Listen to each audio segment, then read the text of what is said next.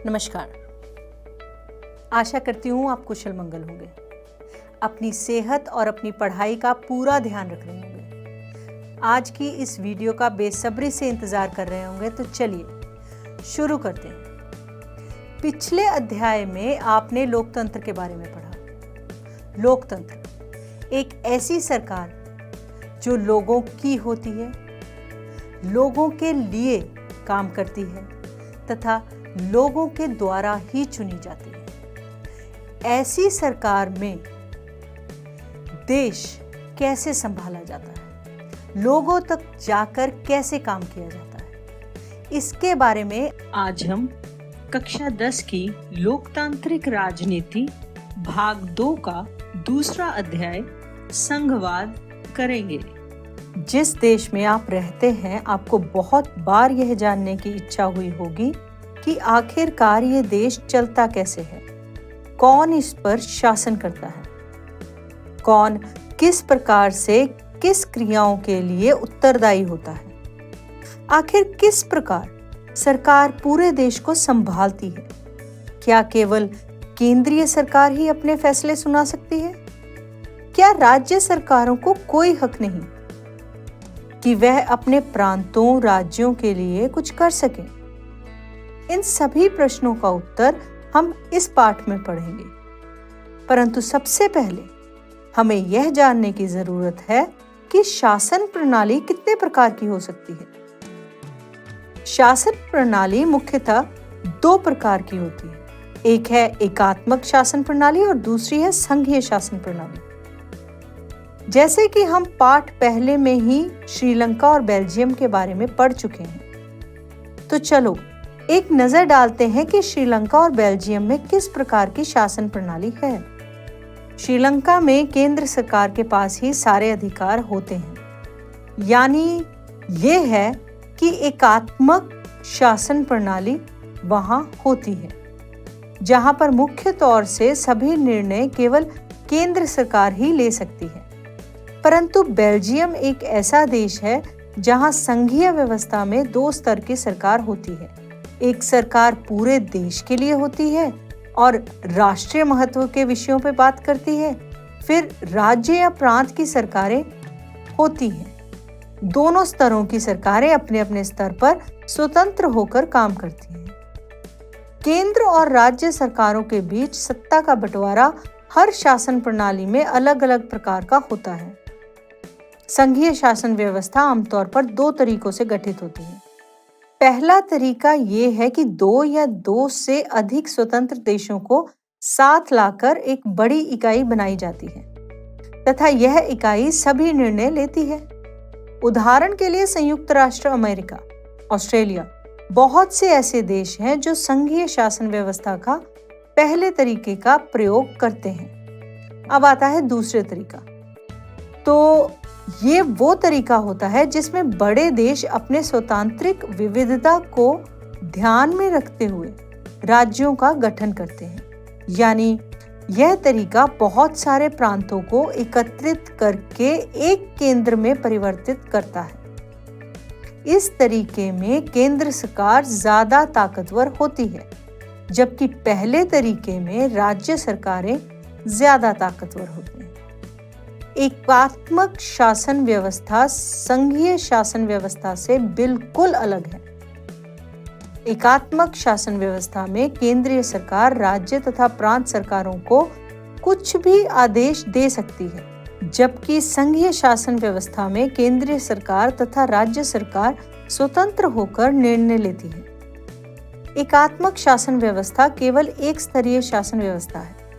संघीय शासन व्यवस्था 2 स्तरीय शासन व्यवस्था है। संघीय शासन व्यवस्था की कुछ विशेषताएं इस प्रकार हैं। यह शासन व्यवस्था 2 या 2 से अधिक स्तरों वाली होती है, तो इसमें केंद्र सरकार या फिर राज्य सरकारें हो सकती हैं। अलग अलग स्तर की सरकारें एक ही नागरिक समूह पर शासन करती हैं, पर कानून बनाने, कर वसूलने और प्रशासन का उनका अपना अपना अधिकार क्षेत्र होता है। जैसा कि आपने भारत में देखा ही होगा कि किसी प्रांत के नागरिकों पर केंद्र सरकार तथा प्रांत सरकार दोनों का ही शासन होता है और वे अपने तरीके से कर या टैक्स, नए कानून इत्यादि बना सकते हैं। तीसरा, अलग अलग स्तरों की सरकारों के अधिकार क्षेत्र संविधान में स्पष्ट रूप से लिखे गए हैं, यानी इससे उन दोनों सरकारों को यानी राज्य सरकार और केंद्र सरकारों के अस्तित्व को हर तरीके से सुरक्षा दी जाती है। अगर संविधान के मौलिक प्रावधानों को बदलना हो तो इसका निर्णय केवल एक स्तर की सरकार अकेले नहीं कर सकती। ऐसा बदलाव दोनों स्तर की सरकारों के सहमति से ही होता है। अदालतों को संविधान और अलग अलग स्तर की सरकारों के अधिकारों की व्याख्या करने का अधिकार है। यदि इन सरकारों के बीच अधिकारों के विवाद की स्थिति बनती है तो सर्वोच्च न्यायालय निर्णायक को इसका फैसला करने का पूरा अधिकार है। वित्तीय स्वायत्तता निश्चित करने के लिए विभिन्न सरकारों के लिए राजस्व के अलग अलग स्रोत निर्धारित हैं। इसका अर्थ है कि केंद्रीय सरकार तथा राज्य सरकार अपने अपने तरीके से नागरिकों से टैक्स इकट्ठा कर सकती है तथा इसी प्रकार ही संघीय शासन व्यवस्था के दो उद्देश्य हैं: देश की एकता की सुरक्षा करना और उसे बढ़ावा देना। इसके साथ ही क्षेत्रीय विविधताओं का पूरा सम्मान करना। जैसा कि हम बता चुके हैं कि विभिन्न राज्य सरकारों के बीच सत्ता का बंटवारा हर संघीय सरकार में अलग अलग किस्म का होता है। यह बात इस चीज पर निर्भर करती है कि संघ की स्थापना किस ऐतिहासिक संदर्भों में हुई। जैसा कि आप सभी भारत का इतिहास पढ़ चुके हैं, भारत हिंसा वाली स्थिति में आजाद हुआ था। भारत एक विविधता से परिपूर्ण देश है। भारतीय संविधान के अनुसार पहले 2 स्तरीय शासन व्यवस्था का प्रावधान था।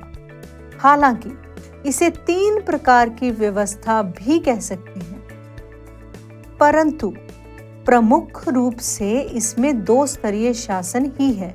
यह 2 स्तर कुछ इस प्रकार से हैं। पहला है केंद्र सरकार या संघ सरकार। केंद्र सरकार तथा संघ सरकार पूरे देश का नेतृत्व करती है। दूसरा है राज्य सरकार। राज्य सरकार केवल राज्यों का ही प्रतिनिधित्व करती है, परंतु समय के साथ साथ इन 2 स्तरीय शासन प्रणालियों को त्रिस्तरीय शासन प्रणाली में बदल दिया गया, जिनमें से पहला स्तर केंद्र सरकार, दूसरा स्तर राज्य सरकार तथा तीसरा स्तर स्थानीय शासन था। इसमें पंचायत, नगर पालिका ही प्रतिनिधित्व करती है। किसी भी संघीय व्यवस्था की तरह अपने यहाँ भी 3 स्तरों की शासन व्यवस्थाओं के अपने अलग अलग अधिकार क्षेत्र हैं। संविधान में स्पष्ट रूप से केंद्र और राज्य सरकारों के बीच विधायी अधिकारों को 3 हिस्सों में बांटा गया है। यह 3 सूचियां कुछ इस प्रकार हैं। संघ सूची। संघ सूची में आने वाले सभी मामलों पर केंद्र सरकार ही कानून बनाती है। ये मामले हैं जैसे बैंकिंग, संचार, मुद्रा, सेना प्रतिरक्षा, विदेशी मामलों, इन सभी से संबंधित। दूसरा आता है राज्य सूची। जैसे कि आपको नाम से ही पता चल रहा होगा कि यह राज्य सूची है, तो इसका अर्थ है राज्य सूची पर केवल राज्य सरकारें ही कानून बना सकती हैं। राज्य सूची में पुलिस, व्यापार, वाणिज्य, कृषि और सिंचाई जैसे प्रांतीय और स्थानीय महत्व के विषय हैं। तीसरा आता है समवर्ती सूची। इस सूची में शिक्षा, मजदूर संघ, विवाह, गोद लेना और उत्तराधिकार जैसे विषय हैं, जो केंद्र के साथ राज्य सरकारों की साझी दिलचस्पी में आते हैं। इन विषयों पर कानून बनाने का अधिकार राज्य सरकारों और केंद्र सरकारों दोनों को है, लेकिन जब दोनों के कानूनों में टकराव हो तो केंद्र सरकार द्वारा बनाया कानून ही मान्य होता है। आपके मन में एक सवाल उठना मुमकिन है जो विषय इनमें से किसी सूची में नहीं आते उनका क्या होगा? फिर कंप्यूटर सॉफ्टवेयर जैसे विषय किसके अधिकार क्षेत्र में रहे, क्योंकि यह संविधान बनने के बाद आए? तो उसका उत्तर ये है कि हमारे संविधान के अनुसार बाकी बचे विषय केंद्र सरकार के अधिकार क्षेत्र में चले जाते हैं। एक दिलचस्प बात यह है कि आपने देखा होगा कि सबको साथ लेकर चलने की नीति मानकर बनी अधिकतर बड़ी संघीय व्यवस्थाओं में सभी इकाइयों को बराबर अधिकार नहीं मिल पाते। भारतीय संघ के सारे राज्यों को भी बराबर अधिकार नहीं है। कुछ राज्यों को विशेष दर्जा प्राप्त है, जैसे कि असम, नागालैंड, अरुणाचल प्रदेश और मिजोरम। अपने विशिष्ट सामाजिक और ऐतिहासिक परिस्थितियों के कारण भारतीय संघ की कई इकाइयां यानी कुछ क्षेत्रों को बहुत ही कम अधिकार प्राप्त हुए हैं। ये वैसे वो इलाके हैं जो अपने आकार के चलते स्वतंत्र प्रांत नहीं बन पाए और इन्हें किसी मौजूदा प्रांत में मिलाना भी संभव नहीं था, जैसे चंडीगढ़ या लक्षद्वीप अथवा देश की राजधानी दिल्ली जैसे इलाके इसी श्रेणी में आते हैं। इन्हें केंद्रीय शासित प्रदेश कहा जाता है। इन क्षेत्रों को राज्यों वाले अधिकार प्राप्त नहीं हैं। इन इलाकों पर शासन चलाने का विशेष अधिकार केंद्र सरकार को ही प्राप्त है। केंद्र और राज्य में सत्ता का बंटवारा संविधान के तहत किया गया है और इन अधिकारों के इस बंटवारे में बदलाव करना आसान बात नहीं है। ऐसे किसी भी बदलाव को पहले संसद के दोनों सदनों में 2/3 बहुमत से मंजूर किया जाना होता है। फिर कम से कम आधे राज्यों की विधानसभाओं से उसे मंजूर करवाना होता है। संवैधानिक प्रावधानों और कानूनों के क्रियान्वयन की देखरेख में न्यायपालिका महत्वपूर्ण भूमिका निभाती है। शक्तियों के बंटवारे के संबंध में कोई भी विवाद हो जाए तो फैसला हाई कोर्ट और सुप्रीम कोर्ट में ही होता है। तो चलिए अब हम देखते हैं कि अभी तक हमने क्या पढ़ा। संघवाद किसे कहते हैं? शासन की वह व्यवस्था जिसमें किसी देश की अव्यय इकाइयों और एक केंद्रीय शक्ति के बीच सत्ता की साझेदारी हो, उसे संघवाद कहते हैं। किसी भी संघीय व्यवस्था में सामान्य तौर पर सरकार के कितने स्तर होते हैं? किसी भी संघीय व्यवस्था में सामान्य तौर पर सरकार के 2 स्तर होते हैं। एक स्तर पर पूरे देश के लिए एक सरकार होती है और दूसरे स्तर पर राज्य की सरकारें होती हैं। केंद्रीय शासित प्रदेश का मतलब समझाइए। भारतीय गणराज्य की कुछ इकाइयों का क्षेत्रफल इतना कम है कि उन्हें एक राज्य का दर्जा नहीं दिया जा सकता। कुछ अन्य कारणों से इन्हें किसी अन्य राज्य में मिलाया भी नहीं जा सकता। इन इकाइयों के पास बहुत ही कम शक्तियां होती हैं। इन्हें केंद्रीय शासित प्रदेश कहते हैं। ऐसे क्षेत्रों में प्रशासन के लिए केंद्र सरकार के पास विशेष अधिकार होते हैं, जैसे कि दिल्ली, चंडीगढ़, अंडमान निकोबार आदि। चलिए, केंद्र और राज्य सरकारों के बीच में निर्णायक की भूमिका कौन निभाता है? केंद्र और राज्यों के बीच में निर्णायक की भूमिका सर्वोच्च न्यायालय निभाती है। चलिए अब हम जानते हैं कि संघीय व्यवस्था कैसे चलती है। अगर आप सोचते हो कि केवल संवैधानिक प्रावधान बनाने या कानून निर्माण से शासन व्यवस्था सुधर सकती है तो यह बिल्कुल गलत है। हमारे देश में संघीय व्यवस्था के कारगर कामकाज के लिए संवैधानिक प्रावधान जरूरी हैं, परंतु इतना ही पर्याप्त नहीं है। अगर भारत में संघीय शासन व्यवस्था कारगर हुई तो इसका श्रेय केवल संवैधानिक प्रावधानों को नहीं होना चाहिए। बल्कि इसकी सफलता का मुख्य श्रेय यहाँ की लोकतांत्रिक राजनीति को ही देना होगा। इसी से संघवाद की भावना विविधता का आधार तथा साथ रहने की इच्छा का हमारे देश के साझा आदर्श के रूप में स्थापित होना सुनिश्चित हुआ। अब हम बात करेंगे भाषाई राज्यों की। भाषा के आधार पर प्रांतों का गठन हमारे देश के लोकतांत्रिक राजनीति के लिए पहली और एक कठिन परीक्षा थी। अगर आप 1947 से 2019 तक देखें तो आपको पता चलेगा कि हमारे भारत में बहुत सारे नए प्रांतों और राज्यों का पुनर्गठन हुआ। नए राज्यों को बनाने के लिए 1950 के दशक में भारत के कई पुराने राज्यों की सीमाएं बदली गई। यह सुनिश्चित करने के लिए किया गया कि एक भाषा बोलने वाले लोग एक राज्य में आ जाएं। इसके बाद कुछ अन्य राज्यों का गठन भाषा के आधार पर नहीं बल्कि संस्कृति, भूगोल अथवा जातीयता की विभिन्नता को रेखांकित करने और उन्हें आदर देने के लिए भी किया गया। इनमें नागालैंड, उत्तराखंड और झारखंड जैसे राज्य सम्मिलित हैं। भाषा के आधार पर बांटे जाने वाले राज्यों में एक पंजाब राज्य भी शामिल है।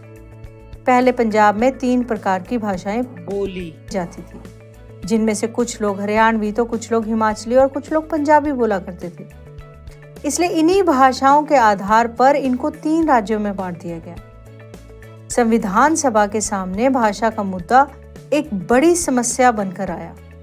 हमारे देश में विभिन्न प्रकार की भाषाएं बोली जाती हैं। भारत में किसी भी भाषा को राष्ट्रभाषा का दर्जा नहीं दिया गया। हिंदी भाषा को राजभाषा माना गया, परंतु हिंदी केवल 40% लोगों की ही मातृभाषा है। संविधान में हिंदी के अलावा 21 और भाषाओं को अनुसूचित भाषा का दर्जा दिया गया है। केंद्र सरकार की कोई भी परीक्षा किसी भी भाषा में दी जा सकती है, बशर्ते इन भाषाओं को विकल्प के रूप में चुना हुआ हो। 1965 में अंग्रेजी भाषा का प्रयोग होना बंद हो जाना चाहिए था, किंतु कुछ प्रदेशों ने मांग की कि अंग्रेजी का प्रयोग जारी रखना चाहिए और तमिलनाडु में इस मांग ने एक उग्र रूप भी लिया था। इसलिए केंद्रीय सरकार ने हिंदी के साथ साथ अंग्रेजी भाषा को राजकीय कामों में प्रयोग करने की अनुमति दी और इस प्रकार इस विवाद को सुलझाया। भाषाओं से चलते हैं केंद्र और राज्यों के संबंधों पर। केंद्र और राज्यों के संबंधों में लगातार बदलाव होते आए हैं। हमारे देश में एक लंबे समय तक केंद्र में एक ही पार्टी ने शासन किया। इस तरह से राज्य और केंद्र में एक साथ होने के कारण समस्या नहीं आई, लेकिन 1990 के बाद से केंद्र में गठबंधन की सरकार का युद्ध शुरू हुआ। अब केंद्र में अलग तथा राज्य में अलग सरकार बनने लगी, जिस कारण से कई बार केंद्र सरकार ने राज्य सरकार को भंग किया। ऐसे में सुप्रीम कोर्ट ने उनके अधिकारों के लिए काम किया। इस तरीके से केंद्रीय सरकारों का राज्य सरकारों को भंग करना मुश्किल हो गया। भारत में विकेंद्रीकरण, जैसे कि आपको पता है कि भारत एक विशाल आबादी वाला देश है। यहाँ केवल 2 स्तर की शासन व्यवस्था से बढ़िया शासन नहीं चल सकता था। भारत के प्रांत यूरोप के स्वतंत्र देशों से भी बड़े हैं। उत्तर प्रदेश रूस से जनसंख्या के मामले में बड़ा है।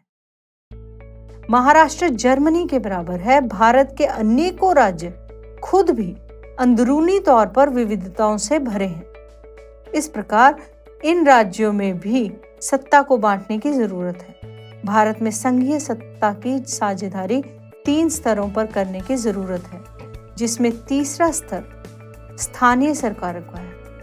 यह प्रांतीय स्तरों की सरकार के नीचे हो। अब विकेंद्रीकरण कहते किसे हैं?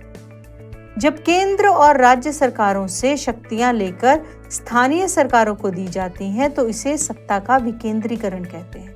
विकेंद्रीकरण के पीछे बुनियादी सोच ये है कि अनेक मुद्दों और समस्याओं का निपटारा स्थानीय स्तर पर ही किया जाए, क्योंकि लोगों को अपने इलाकों की समस्याओं की बेहतर समझ होती है।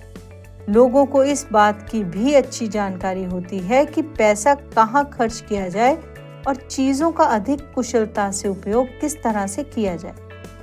इसके अलावा स्थानीय स्तर पर लोगों का फैसलों में सीधे भागीदार बनना संभव होता है। भारत में विकेंद्रीकरण की जरूरत हमारे संविधान में भी स्वीकार की गई है। इसके बाद गांव और शहर के स्तर पर सत्ता के विकेंद्रीकरण की कई कोशिशें हुई। सभी राज्यों में ग्राम के स्तर पर ग्राम पंचायतों और शहरों में नगर पालिकाओं की स्थापना की गई। उन्हें राज्य सरकारों के सीधे नियंत्रण में रखा गया।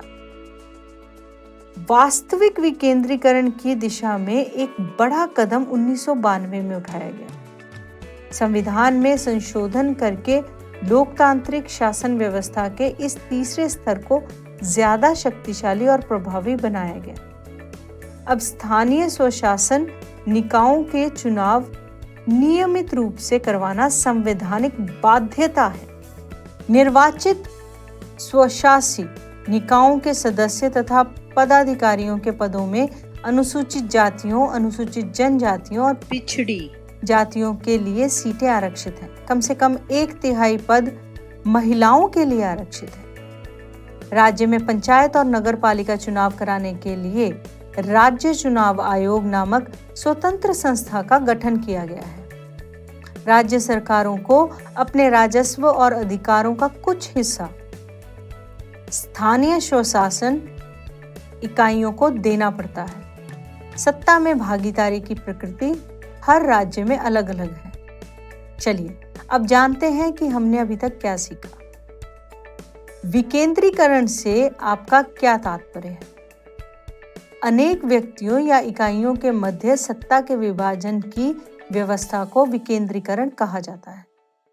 विकेंद्रीकरण के अंतर्गत केंद्र सत्ता अपनी कुछ शक्तियां स्थानीय अधिकारियों को प्रदान करती है। फलस्वरूप स्थानीय अधिकारी अपने क्षेत्र में पूर्णतः स्वायत्त होते हैं। भारत में विकेंद्रीकरण की आवश्यकता क्यों पड़ी? भारत एक विशाल देश है। भारत के कुछ प्रांत तो इतने बड़े हैं कि आकार अन्य कई देशों से भी बड़ा है।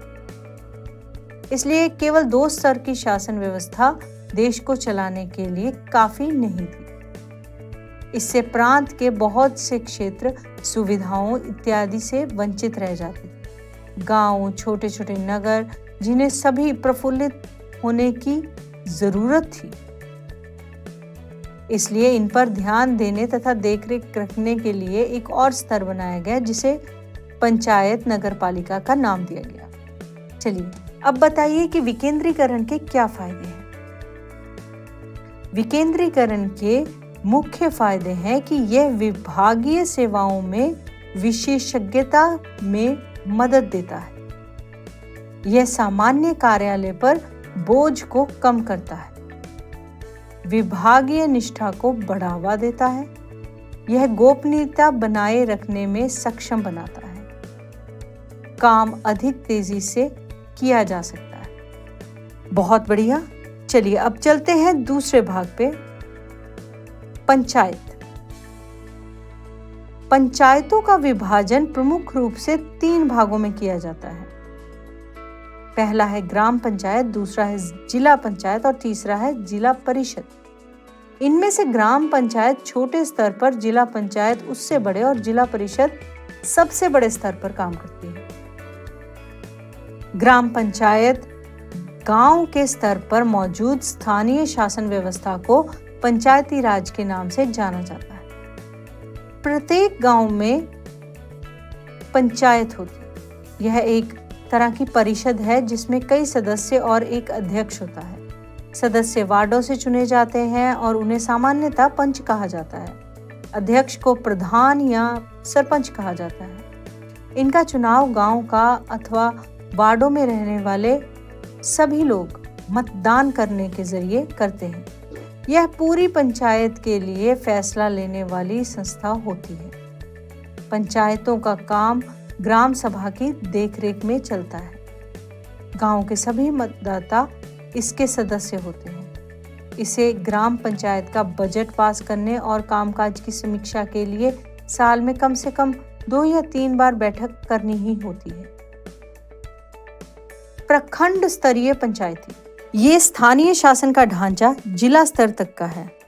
कई ग्राम पंचायतों को मिलाकर पंचायत समिति का गठन होता है। इसे मंडल या प्रखंड स्तरीय पंचायत कहा जाता है। इसके सदस्यों का चुनाव उस इलाके के सभी पंचायत सदस्य करते हैं। जिला परिषद, जिले के सभी पंचायत समितियों को मिलाकर जिला परिषद का गठन होता है।